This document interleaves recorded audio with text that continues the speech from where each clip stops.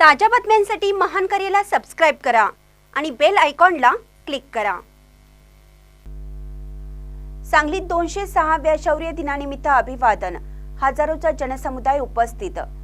सांगली येथील माता रमाई आंबेडकर उद्यानात उभारण्यात येत असलेल्या भीमा कोरेगाव विजय स्तंभाच्या प्रतिकृतीला सोमवारी सांगली शहरासह जिल्ह्यातील हजारो आंबेडकरी बांधवांनी अभिवादन केलं।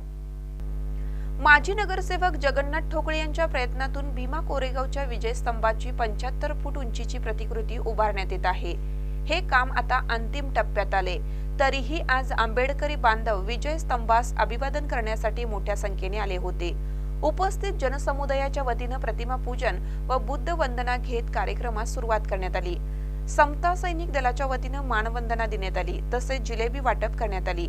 काँग्रेसच्या नेत्या जयश्री पाटील व डीपीआयचे राष्ट्रीय अध्यक्ष प्राध्यापक सुकुमार कांबळे, डॉक्टर बाबासाहेब आंबेडकर जयंती उत्सव मंडळाच्या अध्यक्षा सौ स्नेहल सावंत, प्राध्यापक रवींद्र ढाले, श्रावस्ती बुद्ध विहारचे अध्यक्ष डॉक्टर सुधीर कोलप, रिपब्लिकन महिला आघाडी जिल्हा अध्यक्षा सौ छाया सरवदे, भीमगर्जना मंडळाच्या अध्यक्षा छाया कांबळे, माजी सभापती वीरेंद्र थोरात, सौ विद्या कांबळे, माजी नगरसेवक विलास सरजे, माजी स्थायी समिती सभापती संतोष पाटील, माजी नगरसेवक प्रकाश मुळके यांच्यासह मान्यवरांनी भेट देऊन अभिवादन केलं। कार्यक्रमाचे सूत्रसंचालन बौद्धाचार्य हनुमंत साबळे व संयोजन शिवाजी वाघमारे, शहाजी मोरे, अनिल साबळे, हरिभाऊ सौने, आप्पासाहेब साबळे, बापू सोनवणे, गणपती चौडीकर, अजय उबाळे, प्रफुल्ल ठोकळे यांनी केलं। कार्यक्रमास रिपब्लिकन युवक शहर जिल्हा अध्यक्ष मनोज उर्फ आशिष गाडे,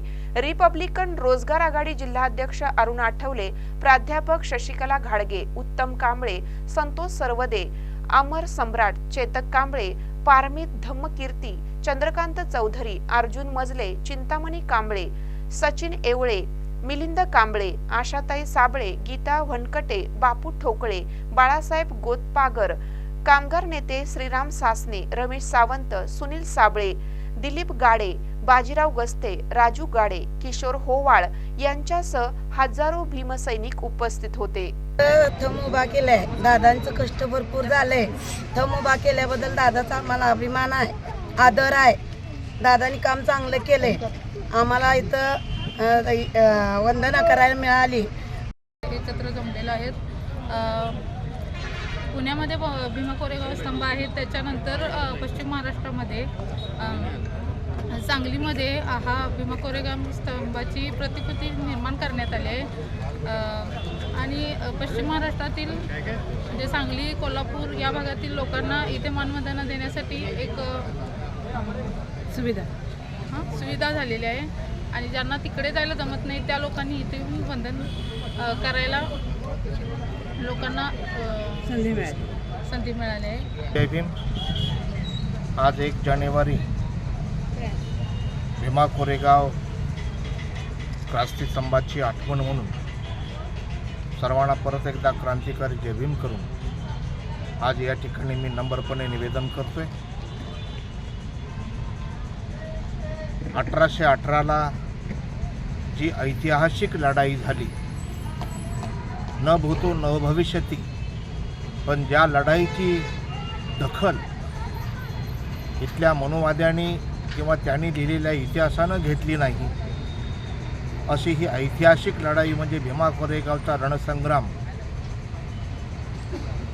सिद्धनाक आणि त्यांच्या 500 सोबत्यांनी 28,000 पेशवाईचा खात्मा केला। ही लढाई राजकीय नव्हती, तर ती आमच्या अस्तित्वाची लढाई होती। पेशवाई बरोबर समझोता करत असताना सिद्धनाकांनी प्रस्ताव मांडला की आम्हाला इंग्रजांच्या बाजूने लढायचं नाही, आम्ही तुमच्या बाजूने लढतो, पण तुमच्या राज्यामध्ये आमच्या समाजाचं काय स्थान असेल।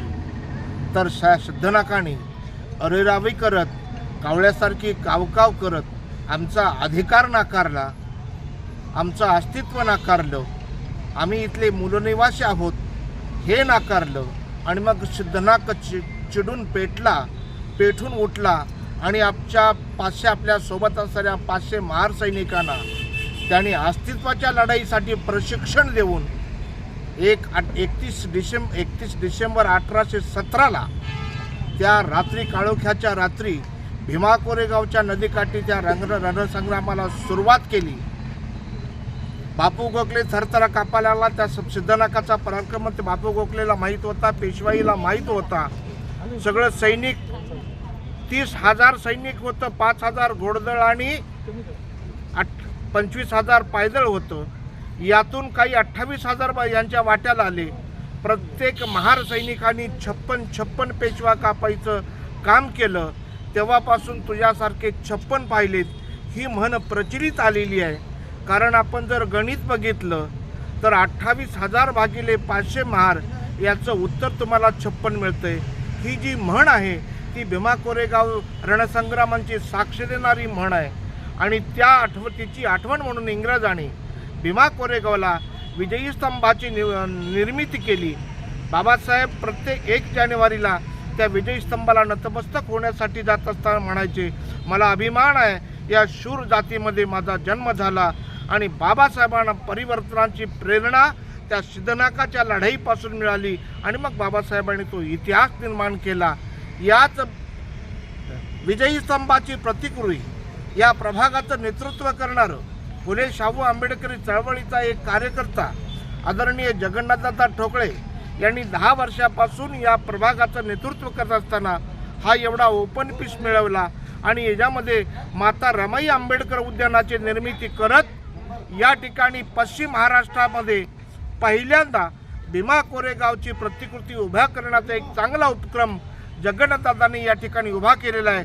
त्याबद्दल जगन्नाथदादांचं कौतुक करावंसं तेवढं थोडंच आहे. त्यांचं पुनश्च एकदा या ठिकाणी कौतुक करतोय. आणि याबरोबरच या प्रतिकृतीच्या समोरच्या बाजूला जो रोड रेल्वे पुलाकडे जातोय त्या ठिकाणी एक सुंदर बगीचा आणि बुद्धांची हस्तमुद्रा आणि आर्टिफिशियल असे कारंजे आणि आर्टिफिशियल लाइटिंग त्यामध्ये अतिशय सुंदर म्हणजे सांगलीचं दर्शन एका चांगल्या उपक्रमाने जगन्नाथदादांनी इथल्या प्रवाशांना घडावं असा एक चांगला उपक्रम जगन्नाथांनी 2 उपक्रम या प्रभागामध्ये राबवलेत. त्याबद्दल परत एकदा या प्रभागाच्या वतीनं आदरणीय ठोकळे साहेबांचं या ठिकाणी कौतुक करतोय. आणि परत एकदा आपणा सर्वांना या क्रांती दिनाच्या शुभेच्छा देतोय. महानकर न्यूजसाठी आदी माने, मिरज.